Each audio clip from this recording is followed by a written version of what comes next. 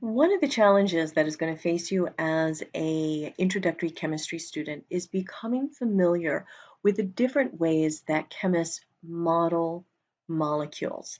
And each way has a different level of sophistication and a different application.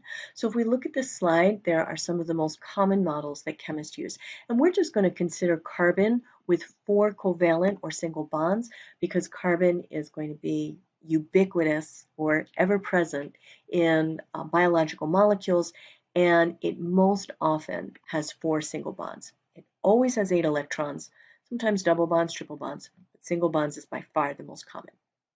So you're familiar already with the most common way of expressing a molecule, and that is its chemical formula. The chemical formula tells us the elements that are in that molecule and how many atoms of each element. So if we look at methane, the simplest hydrocarbon, we see there's 1 carbon and 4 hydrogens. But that doesn't tell us how things are connected.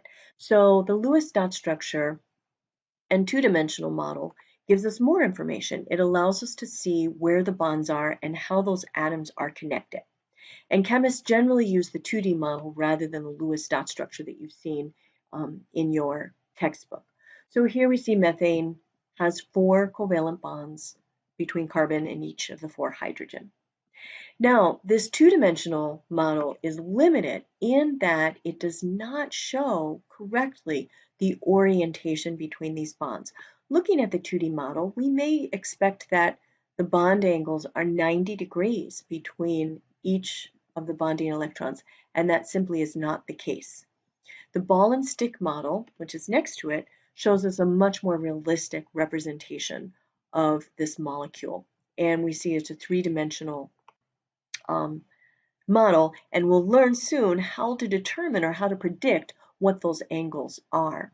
And then lastly, we have the space filling model where we see where electrons are. We're not going to use that too terribly much in this course because it can get a little overwhelming, but it's useful when scientists are designing drugs to figure out how molecules fit together.